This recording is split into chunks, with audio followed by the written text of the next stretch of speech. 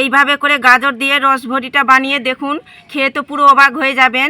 আর এইভাবে করে যাকে বানিয়ে খাওয়াবেন সে তো বিশ্বাসই করতে পারবে না কি এটা গাজর দিয়ে তৈরি করানো হয়েছে। বানানো যেরকম সহজ, খেতেও ভীষণ ভালো লাগে।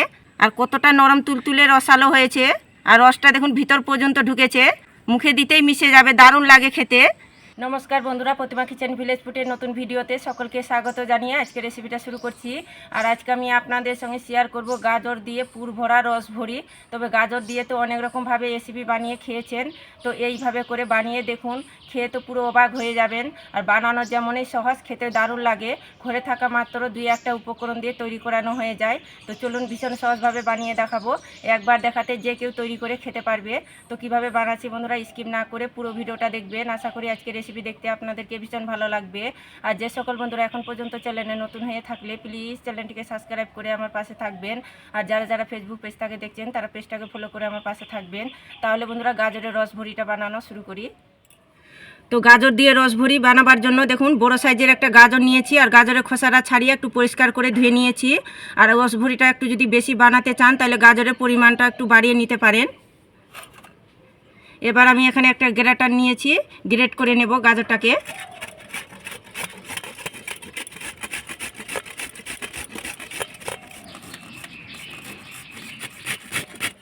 তো গাজরটাকে আমি গ্রেট করে নিয়েছি। আর এখানে আমি একটা নিয়েছি মিক্সির জার, এই মিক্সির জারের মধ্যে গ্রেট করা গাজরটাকে দিয়ে দেব। আর পেস্ট করানোর জন্য সামান্য একটু জল দেব, খুব বেশি না। তো এবার আমি মিষ্টির ঢাকনাটা লেগে খুব সুন্দর করে মিহি করে পেস্টটা তৈরি করে নেব। তো গাজরটাকে খুব ভালো করে পেস্ট বানিয়ে নিয়েছি, একদম মিহি করে স্মুথ করে পেস্টটা তৈরি করে নিতে হবে, গাজরের যেন দানা দানা ভাবটা যেন না থাকে। রসভরিটা তৈরি করবার জন্য আমি এদিকে উনুন ধরিয়ে কড়াই বসিয়ে দিয়েছি। আর কড়াইয়ের মধ্যে দিয়ে দিব 1 চামচ ঘি।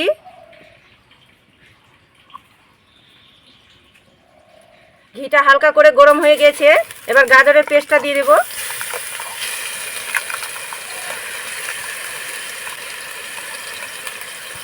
ঘিয়ের সঙ্গে নাড়াচাড়া করে একটু ভেজে নেব গাজরের পেস্টটাকে। গাজরের কাঁচা গন্ধ চলে যাবে, একটু নাড়াচাড়া করে ভেজে নিতে হবে। আর ঘি দিয়ে ভাজতে গেলে গাজর দিয়ে যে তৈরি করানো যাচ্ছে রসভরিটা, খেয়ে কিন্তু বিশ্বাসই করতে পারবে না কেউ। আবার চাইলে আপনারা সাদা তেল দিয়েও ভেজে নিতে পারেন গাজরের পেস্টটাকে। তো গাজরটাকে আমি 2 থেকে 3 মিনিট খুব ভালো করে একটু নাড়াচাড়া করে ভেজে নিয়েছি, গাজরের কাঁচা গন্ধ চলে যাওয়া অবধি। এবার এই বাটি মেপে দিয়ে দিব 2 বাটি জল, আপনারা দুধ দিয়েও করতে পারেন।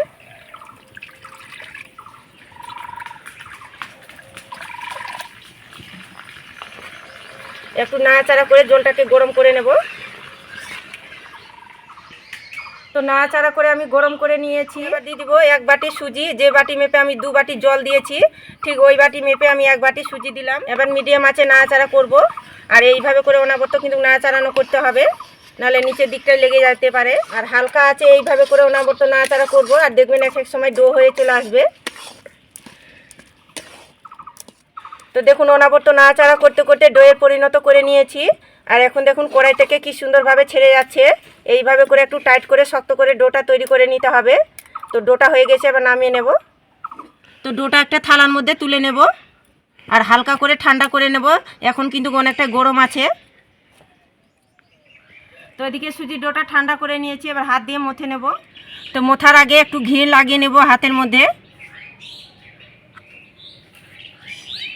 তাহলে লেগে যাবে না। এবার খুব সুন্দর করে স্মুথ করে মেখে ডোটা রেডি করে নেব। এইভাবে করে যদি একটু চটকে মাখানো যায়, তো সুজি দিয়ে যে তৈরি করানো হচ্ছে ও রসভরিটা খাওয়ার সময় কিন্তু বোঝানোই যাবে না। তো খুব সুন্দর করে স্মুথ করে হাত দিয়ে মেখে নিয়েছি, একদম সফট করে। ঠিক এইভাবে করে ডোটা রেডি করে নিতে হবে। রসভরির জন্য পুরটা তৈরি করে নেব। তো এখানে নিয়েছি আমি কিছুটা পরিমাণে কুড়ানো নারকেল, একটু মিষ্টিতে নিয়ে আমি মিহি করে একটু গুঁড়িয়ে নিয়েছি। আপনারা চাইলে শুকনো নারকেলের গুঁড়োটাও নিতে পারেন হাতের কাছে না থাকলে। আর 10 টাকা প্যাকেটের 1 প্যাকেট দিয়ে দিব গুঁড়ো দুধ। এটা দেওয়ার কারণে টেস্টটা লাগবে, খেতে ভালো লাগবে। এবার হাত দিয়ে ভালো করে মেখে নেব।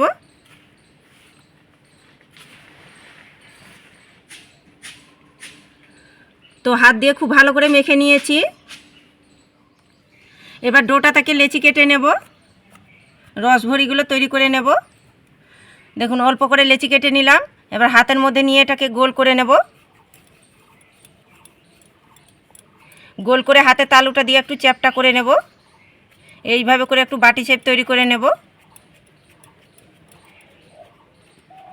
আর এদিকে যে পুরটা তৈরি করেছি তো সেখান থেকে অল্প করে নিয়ে নেব। আর দেখুন এইভাবে করে হাতের মধ্যে নিয়ে একটু গোল করে একটু বোলের মতো করে নেব। মাঝখানে খুব সুন্দর করে এইভাবে করে বসিয়ে দেব। এইভাবে করে মুড়িয়ে এটাকে কভার করে নেব। এই বাকি অংশটা একটু এইভাবে করে ছিঁড়ে নেব। আবার হাতের মধ্যে নিয়ে একটু গোল করে নেব। তো দেখুন গোল করে নিয়েছি, হাতে তালুটা দিয়ে হালকা করে চ্যাপটা করে নেব।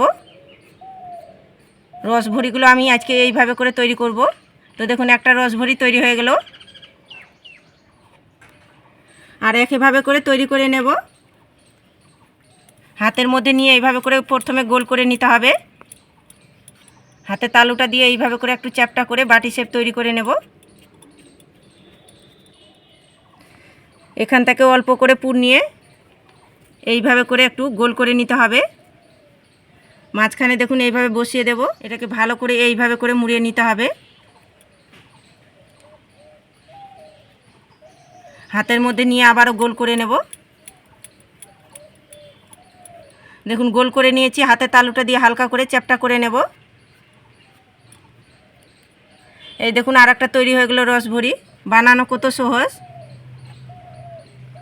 সবগুলোই একইভাবে করে তৈরি করে নিয়েছি। আর এদিকে ভাজার জন্য কড়াইয়ের মধ্যে সাদা তেল গরম করে নিয়েছি, এবার ভেজে নেব। তো একে একে তেলের মধ্যে ছেড়ে দেব। আর দেখুন তেলটা একদম মিডিয়াম গরম করে নিতে হবে, খুব বেশি হালকা তেল গরমের মধ্যে ছাড়তে যাবেন না, যেহেতু সুজি আছে নাহলে ভেঙে যেতে পারে।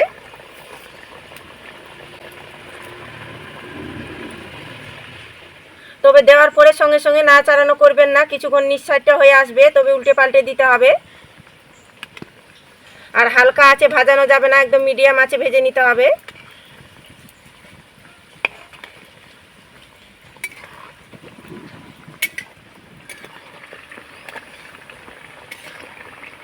তো মিডিয়াম আছে আমি লাল লাল করে ভেজে নিয়েছি।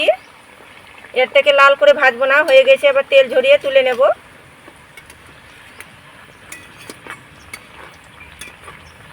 আর দেখতে দেখুন কি দারুণ লাগছে। সবগুলো ভেজে নিয়েছি। এবার রসভরির জন্য সেরাটা তৈরি করে নেব।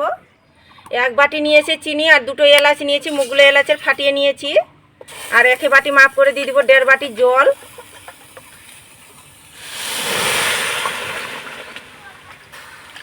এবার চিনি জলটা নাড়াচাড়া করে আমি সেরাটা একটু তৈরি করে নেব।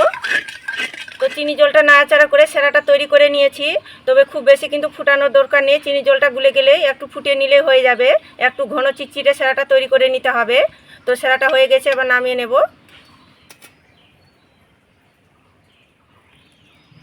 তো এবার গরম থাকা অবস্থায় দিয়ে দিব সেরার মধ্যে। এইভাবে করে একটু নাড়াচাড়ানো করে নেব।